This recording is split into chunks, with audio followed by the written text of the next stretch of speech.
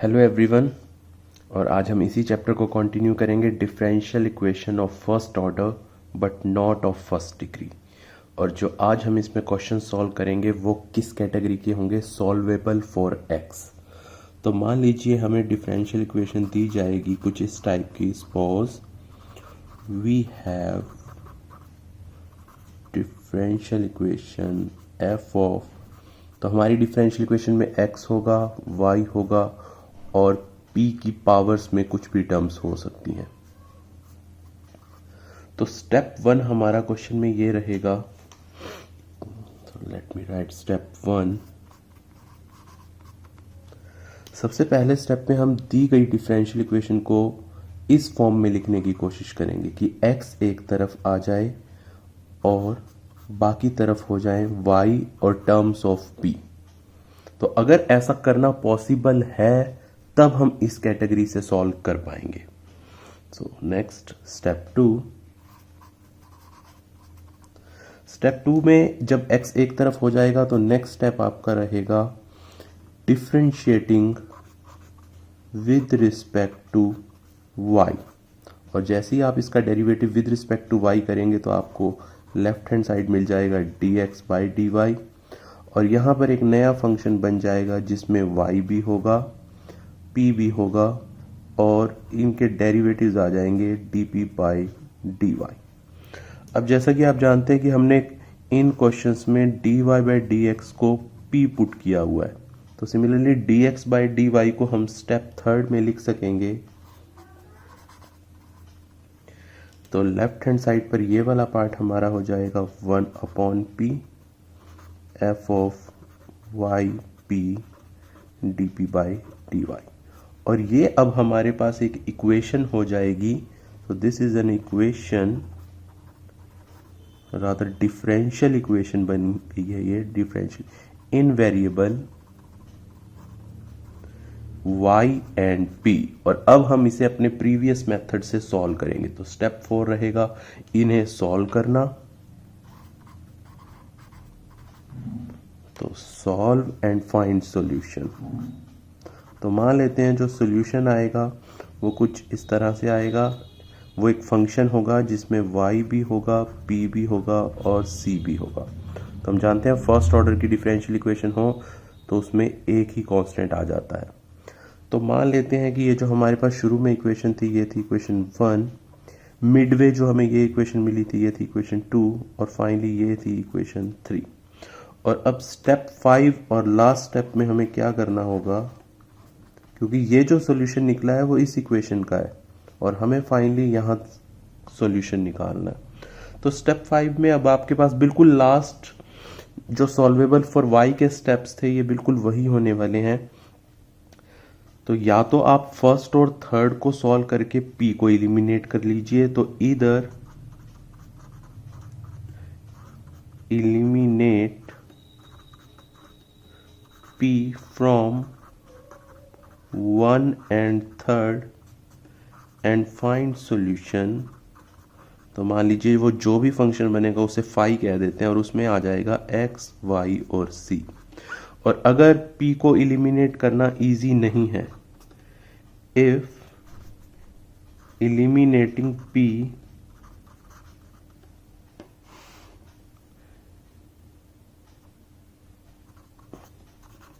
is not possible then write। तो फिर बस हम दो वैल्यूज निकाल कर रख देंगे यहाँ पर। एक हम y की वैल्यू निकाल देंगे जो कि होगी p और c में, और एक हम x की वैल्यू लिख देंगे जो कि फिर से हो जाएगी p और c में, और यही हमारा होगा सॉल्यूशन। तो दो स्टेप्स हो सकते हैं, या तो आपका सॉल्यूशन इस टाइप का आ जाए जिसमें p ना हो, या फिर आप x और y की वैल्यू को इस तरह से छोड़ देंगे। तो आई होप अब आपको स्टेप्स क्लियर हो गए होंगे कि किस तरह से करना है। तो चलिए इस पर बेस्ड कुछ क्वेश्चंस लेते हैं। तो हमारा फर्स्ट क्वेश्चन है solve the differential equation p is equals to tangent of x minus p upon 1 plus p square. तो अगर हम इसे x के लिए सॉल्व करना चाह रहे हैं तो मुझे x की वैल्यू एक तरफ चाहिए और बाकी सभी टर्म्स एक तरफ। तो देखते हैं क्या यहाँ पर ऐसा करना पॉसिबल है। तो सबसे पहले हम यहाँ पर टेंजेंट को इधर शिफ्ट करें तो यहाँ पर हो जाएगा टेंजेंट इनवर्स पी और राइट हैंड साइड में हो जाएगा x minus P upon 1 plus p square. और इसे सेकंड स्टेप में x को यहीं रखते हैं और हमारे पास ये टर्म्स लेफ्ट साइड आ जाएंगी। तो पहले से लेफ्ट हैंड साइड पर है टेंजेंट इनवर्स p और ये टर्म इधर आकर हो जाएगी plus p upon 1 plus p square. और अब मैं इसका डेरिवेटिव कर देता हूँ विद रिस्पेक्ट टू y। तो differentiating with respect to y, तो आपने देखा जैसे ही हम इसका डेरिवेटिव करेंगे विद रिस्पेक्ट टू y तो ये टर्म हो जाएगी dx बाई डी वाई, जिसे आप लिख सकते हो 1 बाई पी। और राइट हैंड साइड पर अब डेरिवेटिव होगा टेंजेंट इनवर्स p का हो जाएगा 1 अपॉन 1 प्लस पी स्क्वायर और p का फिर से विद रिस्पेक्ट टू y करेंगे तो dp अपॉन dy प्लस इस टर्म का डेरिवेटिव करने के लिए हम यूज करते हैं क्वोशिएंट रूल।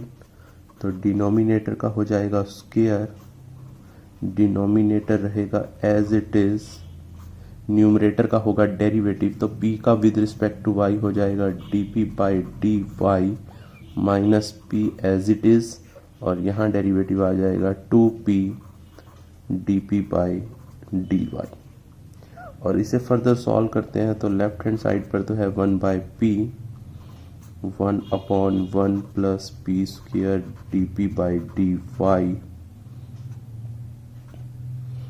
प्लस यहाँ पर हमारे पास दो टर्म्स बनेंगी और इन दोनों को अगर मैं स्प्लिट कर लूँ तो 1 प्लस पी स्क्वायर के नीचे इस टर्म को अलग करें तो यहाँ पर हमें मिलेगा 1 अपॉन 1 प्लस पी स्क्वायर और साथ में टर्म है dp बाई डी वाई और माइनस इन दोनों की मल्टीप्लाई करें तो 2p square divided by 1 plus p square whole square और यहाँ भी है dp बाई डी वाई।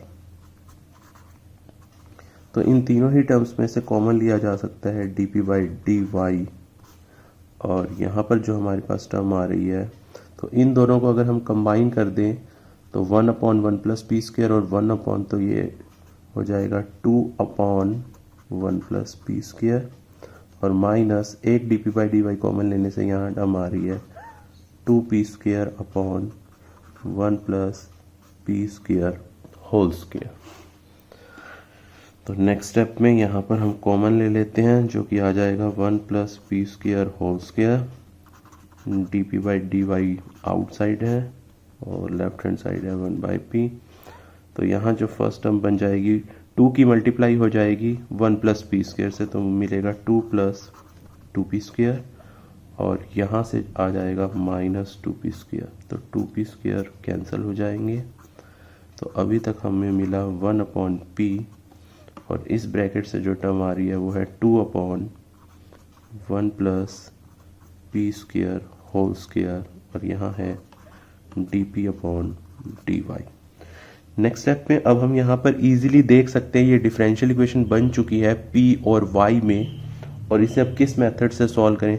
तो p को अगर हम यहाँ पर मल्टीप्लाई कर दें तो p वाली टर्म्स यहाँ हो जाएंगी dp के साथ और dy को इधर शिफ्ट कर देते हैं। तो नेक्स्ट हमारे पास यहाँ बन रहा है, मैं दूसरे कलर में लिख देता हूँ तो dy तो इस तरफ आ जाएगा और 2p upon 1 plus p square whole square dp यहाँ आ जाएगा।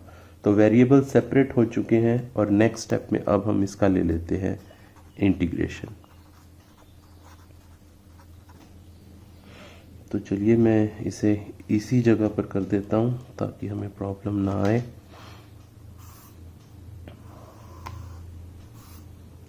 तो नेक्स्ट स्टेप में जैसे ही आप इसका इंटीग्रेशन लेंगे यहाँ पर आपको मिलेगा y और यहाँ पर जब इंटीग्रेशन करेंगे, चलिए इसे नेक्स्ट स्टेप पे मैं कुछ इस तरह से लिख देता हूँ 2p और इसे न्यूमरेटर में ले जाएं तो ये बन जाएगा 1 plus p square whole square dp। तो आप देख सकते हैं यहाँ इंटीग्रेशन में ये है फंक्शन 1 प्लस पी स्क्वायर और यहाँ पर बाहर है इसका डेरिवेटिव। तो इस तरह के इंटीग्रेशंस में आप फंक्शन को t पुट कर दिया करते हैं। तो अगर मैं यहाँ 1 प्लस पी स्क्वायर की वैल्यू को t पुट करूँ तो 2p dp की वैल्यू हो जाएगी dt। तो फर्दर इंटीग्रेशन सॉल्व करते हैं तो y इज इक्वल्स टू, यहाँ पर 2p डी की जगह तो लिखा जाएगा dt, और 1 प्लस पी स्क्वेयर की जगह t, और इसका भी स्क्वेयर था, तो y की वैल्यू आ गई हमारे पास t cube by 3 plus c। तो y की वैल्यू होगी t की वैल्यू है 1 plus P square cube by 3 plus C. यहाँ हमने एक मिस्टेक कर दिया, जब इसको न्यूमरेटर में लाएंगे तो यहाँ -2 हो जाएगा, तो t टू द पावर -2, और जब इसका इंटीग्रेशन किया जाएगा तो हमें मिलेगा, तो यहाँ चेंज करते हैं, तो integration t to the power -2 का आ जाएगा -1/t, और इसी तरह से ये टर्म्स भी चेंज हो जाएंगी। तो फाइनली जो हमें इंटीग्रेशन मिलेगा वो होगा y is equals to -1 upon, और t की जगह आ जाएगा 1 plus P square plus c. तो ये हमारे पास y की वैल्यू आ चुकी है, और एक हमें चाहिए x की वैल्यू जो कि दिए गए क्वेश्चन में पहले से ही अवेलेबल है। तो y is equals to this and x is equals to tangent inverse p plus p upon 1 plus P square, और ये हो जाएगा हमारा फाइनल सॉल्यूशन।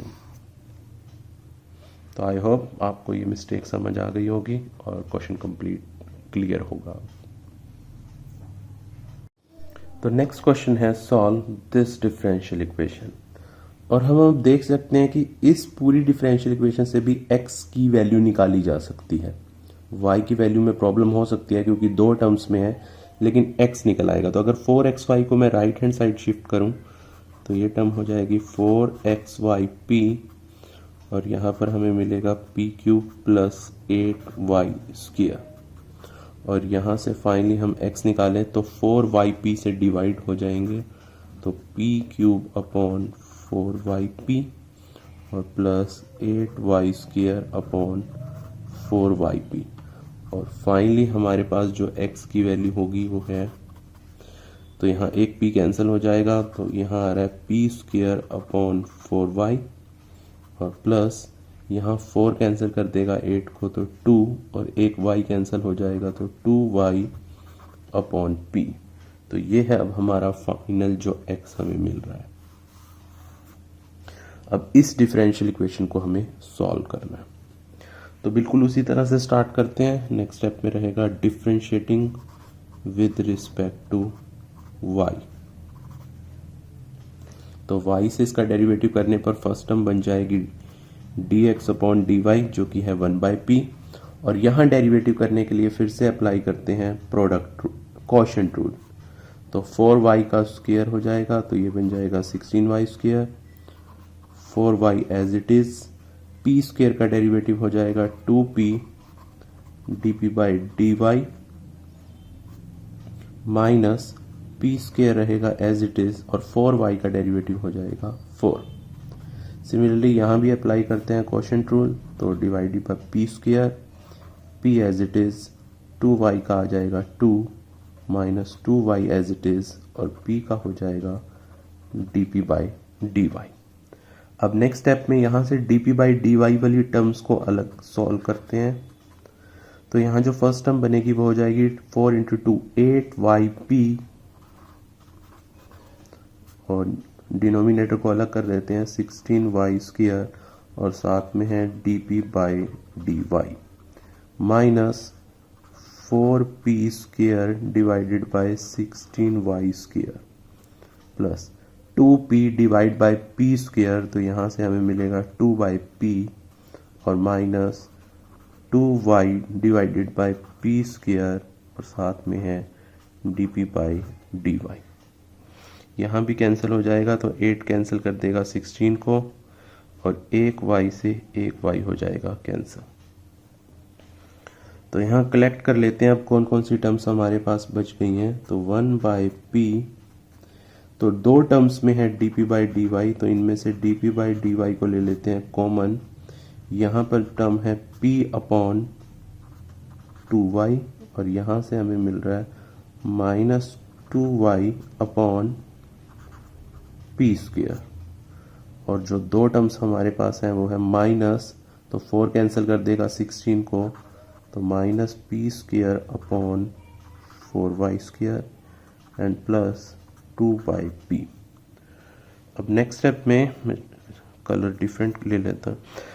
तो dp बाई dy वाली टर्म्स को एक तरफ रखते हैं और इन दोनों टर्म्स को हम लेफ्ट साइड शिफ्ट कर देते हैं। तो ये टर्म लेफ्ट में आकर मिलेगा हमें P square upon 4y square, और ये 2/p भी इधर आ जाएगा, तो पहले से है 1/p और माइनस का 2/p, और यहाँ है dp बाई dy, और यहाँ LCM ले लेते हैं। तो LCM आ रहा है 2yp स्क्वायर, तो फर्स्ट टर्म यहाँ बन जाएगा p क्यूब माइनस यहाँ p स्क्वायर है, तो 2y की 2y के साथ मल्टीप्लाई हो जाएगी और बन जाएगा 4y स्क्वायर। इसे फर्दर सॉल्व करते हैं। तो लेफ्ट साइड में है p square upon 4y square, और 1/p माइनस 2/p हो जाएगा माइनस 1/p, और ये टर्म रहेगी as it is dp by dy p cube minus 4y square upon 2yp square. और लेफ्ट साइड यहाँ पर फिर से LCM लें तो हमें मिल रहा है 4y स्क्वायर p, और यहाँ टर्म बन जाएगी p cube minus 4y square. तो ये तो लेफ्ट हैंड साइड को सॉल्व कर लिया गया है, और राइट हैंड साइड में है dp by dy p cube minus 4y square upon 2yp square. अब इस टर्म को हम नेक्स्ट और सॉल्व करते हैं। तो अब तक हमारी डिफरेंशियल इक्वेशन यहाँ तक सॉल्व हो चुकी है। नेक्स्ट मैं ये वाला फैक्टर एज इट इज़ लिख रहा हूँ। तो dp बाई dy यहाँ है p cube minus 4y square upon 2yp square, और इस टर्म को हम इस साइड ले आए तो minus p cube minus 4y square upon 4y square p equal to 0। और अब इन दोनों टर्म्स में से देखें तो क्या चीज़ कॉमन ली जा सकती है। दोनों के पास ऊपर वाला फैक्टर सेम है, तो p cube minus 4y square, और नीचे से दोनों से 2 कॉमन आ सकता है। यहाँ भी y है तो एक y कॉमन ले लिया जाएगा, और दोनों के पास p भी है तो p भी कॉमन ले लिया जाएगा।